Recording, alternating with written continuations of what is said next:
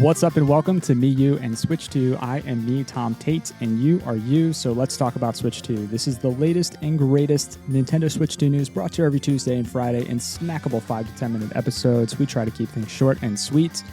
Today happens to be Friday. It is May 22nd, and this is episode 102. It's Friday. I hope that you're ready for the weekend. If you live in the United States, many are probably gearing up for a 3-day weekend, I hope. So hopefully you have an extra day just to make the most out of it, enjoy it. Maybe you'll get some game time in. I'm hoping to do so myself. Yesterday I saw the release of Yoshi and the Mysterious Book. So I hopped on in the morning and I recorded an episode. I thought it was going to be a quick episode, but it ended up being, I think, 15, 16 minutes. Just digging into all the reviews because they were pretty divisive. So you can check out that episode on the feed if you want to get a feel for the reception of this game. I'm not going to talk about it today because I covered it yesterday. We mostly have today some reviews for a few new games that released over the past couple of days and just a couple tiny headlines that I bookmarked.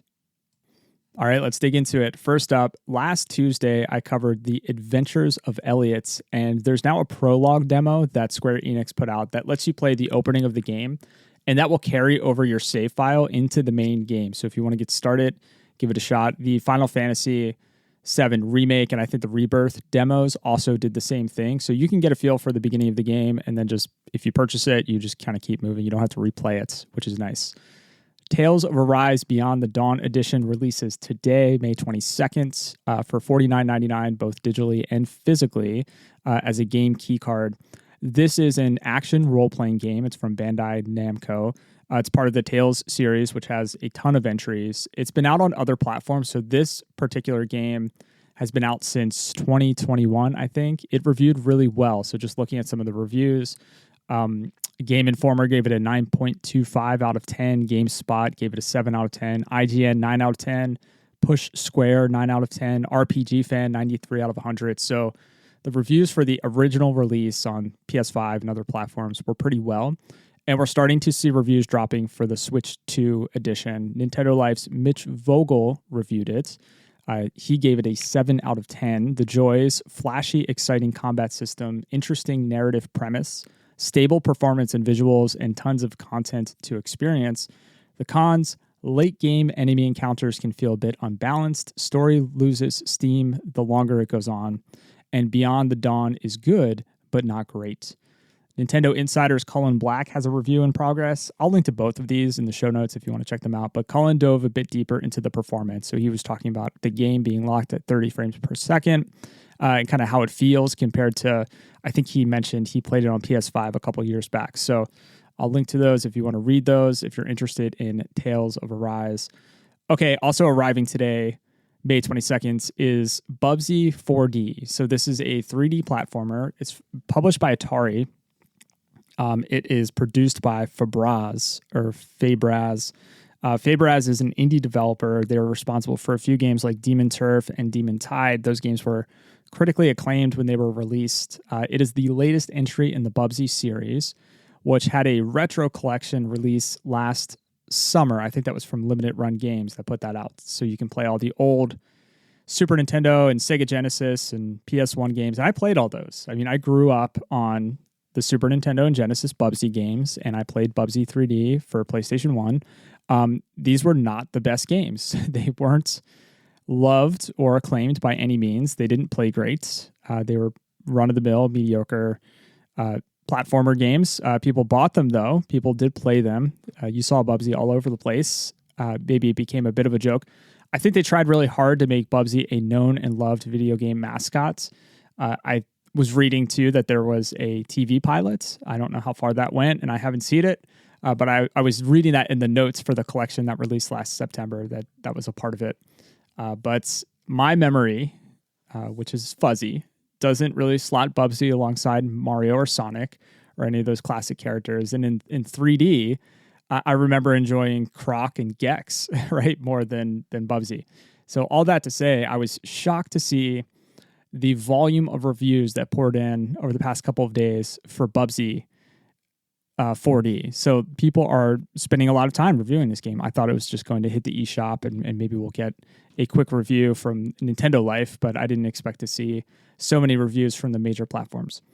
So Nintendo World Report's Willem Hilhorst has a review in progress where he wrote, "For those hungry for a new 3D platformer in the year 2026, Bubsy 4D so far is a great shot of nostalgic gameplay with modern tweaks and flourishes.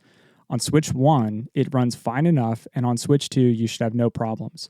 If you had told me that one day Bubsy would be a part of the 3D platformer renaissance, I and many others would have laughed you out of the room. But here we are. It's Bubsy's world once more, and we are just living in it." Over on IGN, Alessandro Filari reviewed this one. He reviewed it on PC, gave it a 7 out of 10, said it was good. And he wrote, "Bubsy 4D's skill testing movement makes for a sharp platformer with a ton of energy, but it's also a brief one that ends up feeling a bit safe." He also wrote, "Bubsy 4D easily stands as the best Bubsy game ever made. Of course, that's not a particularly high bar to clear for the series. Still, while it does succeed at boosting Bubsy as a lovable character in a lovable vehicle, it did leave me wanting for a more developed platformer." So sounds about right for a 7 out of 10. Now, Game Informer's Wesley LeBlanc, and I've been following Wesley's reviews for over a year now. He gave it a 4 out of 10. A 4 out of 10. Very low score. I love his review. I'm going to link to it if you want to read it. It had me smiling. It was just very witty. Early on, he writes, "6 hours of Bubsy 4D felt like an eternity." And then later on in the review, he writes, "I've heard little about Bubsy in my life, but what little I have heard hasn't been great. In that sense, Bubsy 4D is a return to form. It's bad. And perhaps fans will find fun in placing this game in Bubsy's timeline of infamy. If Bubsy 4D is an attempt to bring new players to this 33-year-old franchise, though its poor level design, characterization, and platforming will ensure it won't." So a scathing review by Wesley LeBlanc. And then on Nintendo Life's Niall Bowie gave it a 7 out of 10, similar to the IGN review. And I'll just read Niall's joys. "Bubsy finally feels great to control. Speedrun emphasis adds strong replay value. Forgiving checkpoints keep frustration low. Toggleable upgrades add flexibility and meaningfully expand movesets. Saturday morning cartoon charm with self-aware humor that mostly lands." And his cons: level environments can feel underbaked and sparse. Shallow exploration with mostly predictably placed collectibles. Combat is simplistic and rewarding outside boss fights, and visuals lack polish and detail. And again, he gave that one a 7 out of 10. Other reviews that popped up, Nintendo World Report's Willem Hilhorst also reviewed Mixtape. He gave Mixtape a 7.5 out of 10. Now, I just finished Mixtape yesterday. I finished this game, and that's probably the score that I would give it to, 7.5 out of 10, but maybe for different reasons than Willem. I'm going to link to that review if you want to read through it. I'm planning to do a bit of a review myself. I'm going to review this one over on the Patreon page, just because I really, really appreciated this experience. It was a unique gaming experience, but I wouldn't say it is like my game of the year or a 10 out of 10. But because of how unique it was certainly memorable. And if anything, I was left really wanting it to be more than it was. I'm going to write all about this or maybe record an episode. I'm not sure yet. But if you want to check out Mixtape, I definitely recommend at least looking into it because it might be a good game for you. R-Type Dimensions 3 got a low score over on Nintendo Life, a 5 out of 10. And to wrap up today's episode, I just want to give a quick rundown of all the games that released over the past 2 days because there were quite a few that showed up in the eShop. So FZ Formation Z, Coffee Talk Tokyo, Dreamtown Island Nintendo Switch 2 Edition, Arcade Archives 2 Tag Team Wrestling, Console Archives, 2G Makuden, Hercules no Eiko, I know I pronounced that wrong, Cyvariar 3 Nintendo Switch 2 Edition, Yoshi and the Mysterious Book, Tales of Arise Beyond the Dawn Edition, and Bubsy 4D. Quite a bit to check out this weekend. So that's it for today. I'm on Blue Sky or Instagram at Switch2Pod. That's Switch with the number 2 pod. You can head on over to switch2pod.com for all the things. Patreon.com/Switch2Pod if you want to sign up for the forever free DLC. Kind rating or review helps me continue to grow the show. I'll read those reviews on the show if you happen to leave one. Sharing with a friend, family member, or wherever you hang with other gamers goes even further. It's the weekend. It's Friday. I hope you're able to make the most out of it. Get out there, do the things that you love to do. I'll be back on Tuesday. Much love. Now go play some games.